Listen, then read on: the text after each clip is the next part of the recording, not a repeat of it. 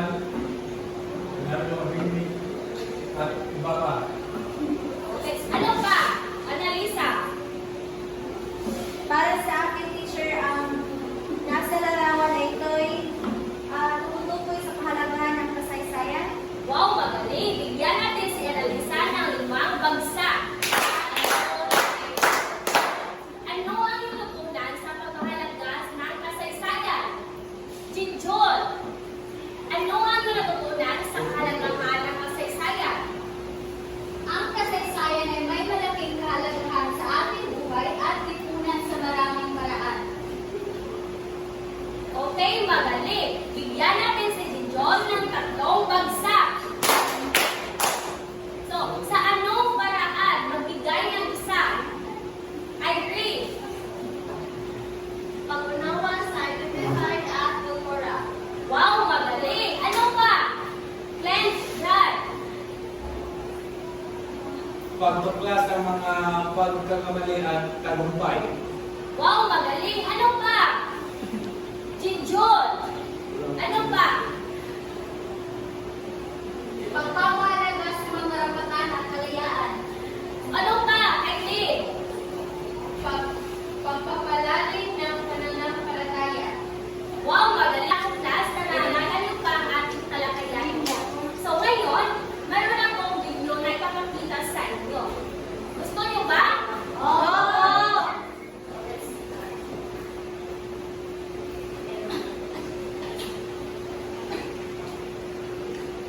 Panoorin ko ito ng mabuti.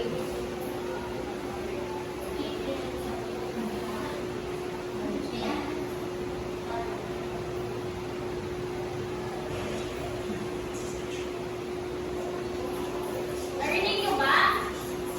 Opo.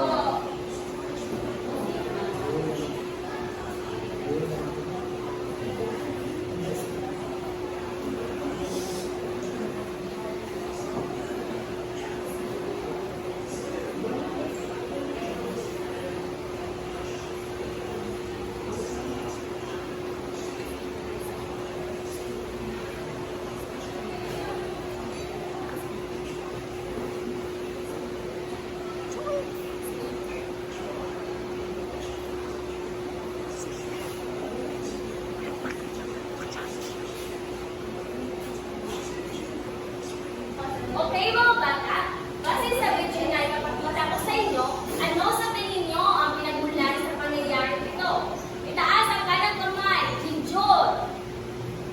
Ang Battle of Mactan ay nagsisimula noong April 27, 1521 sa Pilipinas, kung saan ang mga nandirigma ni Lapu-Lapu, isang pinuno ng Mactan Island, ay nagtagumpay laban sa mga Espanyol sa ilalim ni Ferdinand Magellan. Ito ang nagsimula ng paglaban ng mga Pilipino laban sa dayuhang puwersa.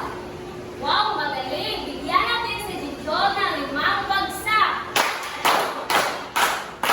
So, pangalawang tanong.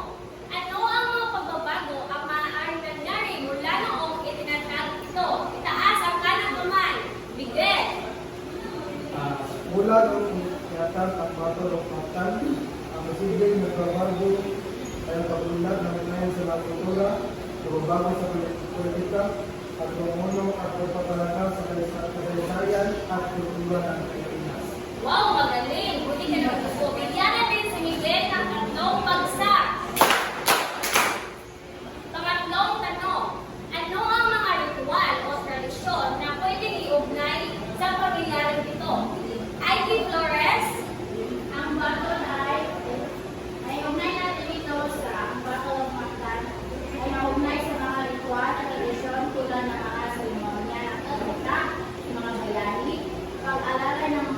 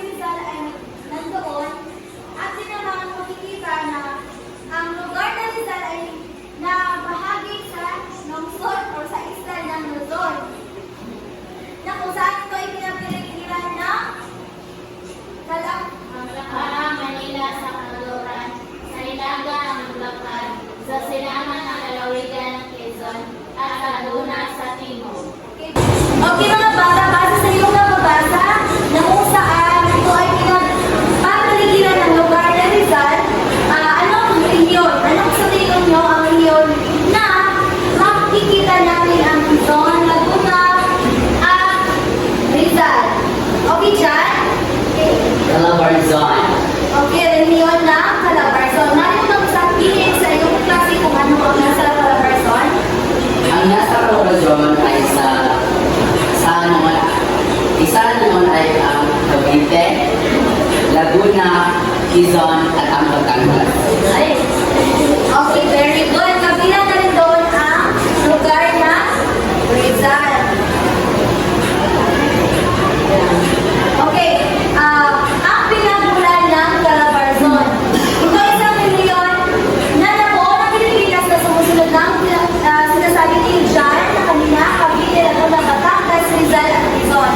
Na kung saan ito ay nanawigan ng Rehiyon 4A. Rehiyon 4A. Ito ang acronym ng mga nabanggit na lalawigan. Okay mga bata, sa lugar na ito, makikita nyo na kung saan ito ang isang rehiyon ng Calabarzon. So, makikita natin dito ang Batangas, Quezon, Laguna, Rizal, at Cavite. Tapos, atin talakayin ang lugar ng Laguna or atin pupuntahan or aalamin ang kasaysayan ng sa lugar ng Laguna.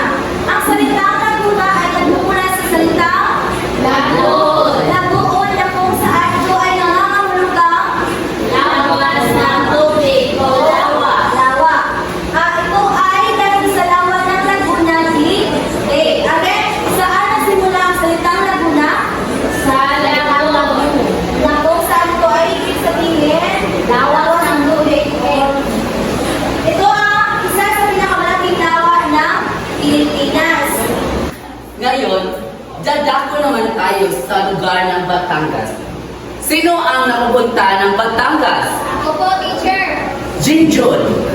Ang Batangas ay maraming mga magagandang baybayin. Ang lalawigan at kilala sa magagandang buo, sisiran o guiding spots kasama ang anilaw sa Mabini. Ang pulo ng sombrero sa Tingloy, pulo ng Legpo sa Bawang. Ang mga lugar na ito ay higit na kilala bilang anilaw. Bigyan natin siya ng 5 bagsak. Sino ang gustong pumunta sa Batangas? Flores. Bakit mo gustong pumunta sa Batangas? Gusto ko pong sumurin ang bandang magandang lugar. Ang pangalan ng Batangas ay nagsimula sa salitang bata.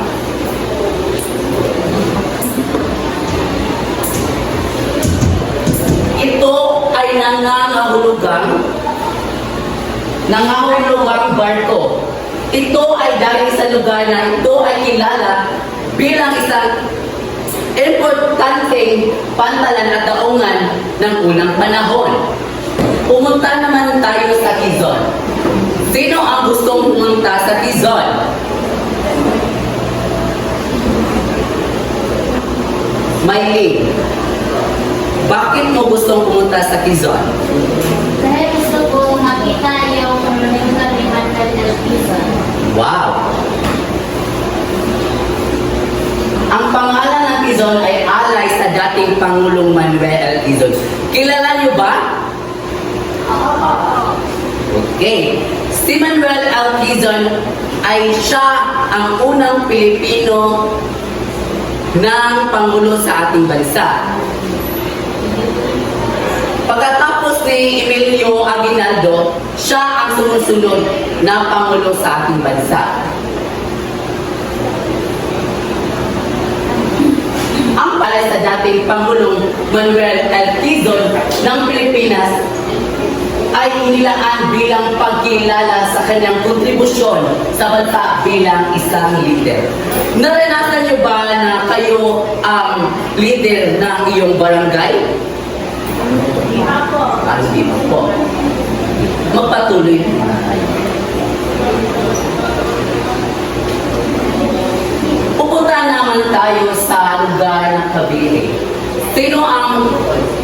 Sino ang gustong pumunta sa lugar ng Cavite? Okay, Jara. Gusto kong pumunta sa Cavite po, teacher, at gusto ko po malaman kung ano ang tanawin doon at kung ano ang mga kultura nila doon. Bigyan natin siya ng 3 bagsak. Ang Cavite ay mula sa silitang kawit na nangangahulugang kawit o tangkay na mga puno noong unang panahon.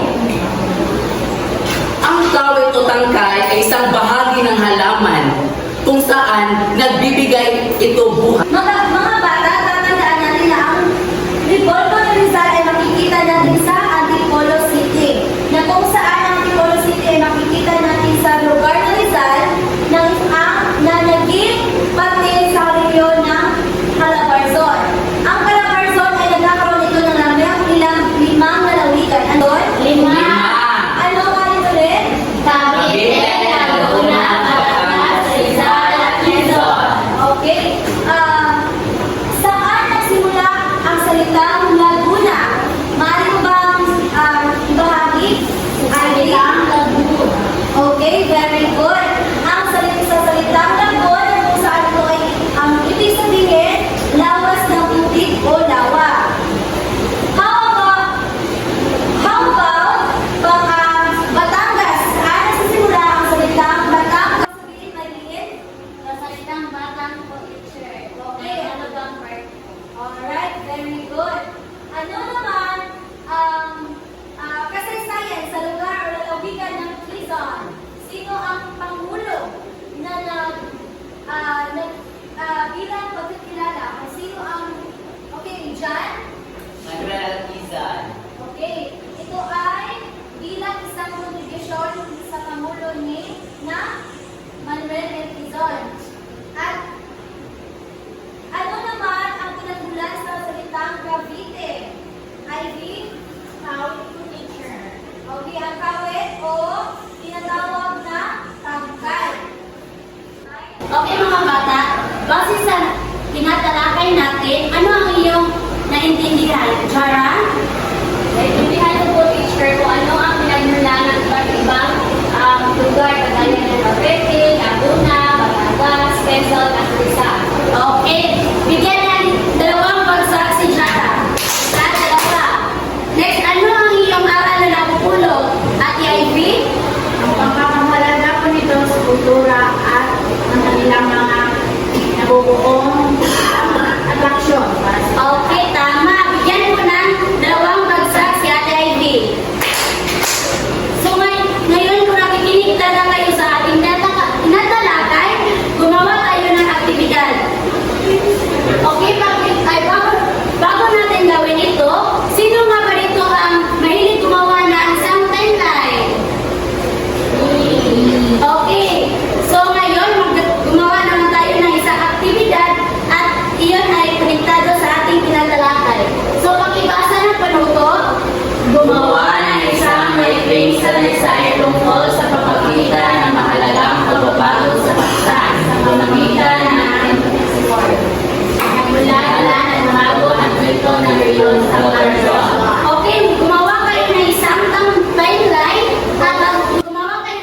timeline at inyong paksa ay tungkol sa rehiyon sa Calabarzon. So ito po ang magkamantayan, pakibasa, nilalaman, maayos ang pagkabuo ng idea, 5 puntos, tama ng idea, may kaugnayan sa dalawa ng idea, 5 puntos, presentasyon, maayos ang paglalahan ng sariling konsepto, 5 puntos, at ang kabuuan nito ay 15 puntos. Kayo na 5 minuto. Mga bata, tapos na ba kayong gumawa ng timeline? Opo. Okay, pakisend lang po yan sa ating GCR. Bata, di ba gumawa kayo ng timeline kanina? So, base sa nagawa niyong timeline kanina, gusto kong bigyan niyo ng kulay at kabuhay-buhay yung ginawa niyong timeline. So, sa pamamagitan ng infographics, gawin niyo ito. Pumunta naman tayo. Ngayon, mga bata, tapos na tayo sa ating ginagawa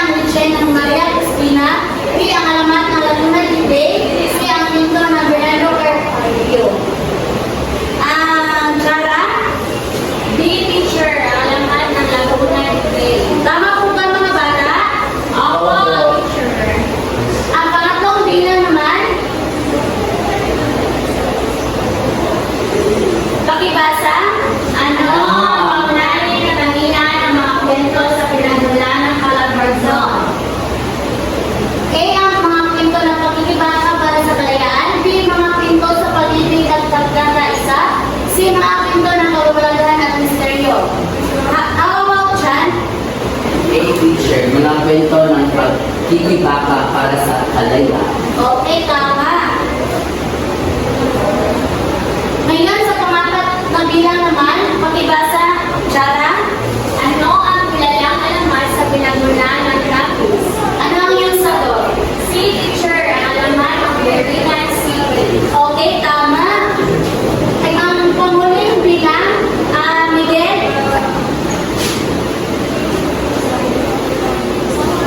Ano ang naging epekto ng mga kwento sa pinagmulan ng mga reyon sa kultura ng mga tao? Si teacher, pagpalakas ng pagpandaigdigan, komunikasyon at salatalan. Okay, tama sa Biblia.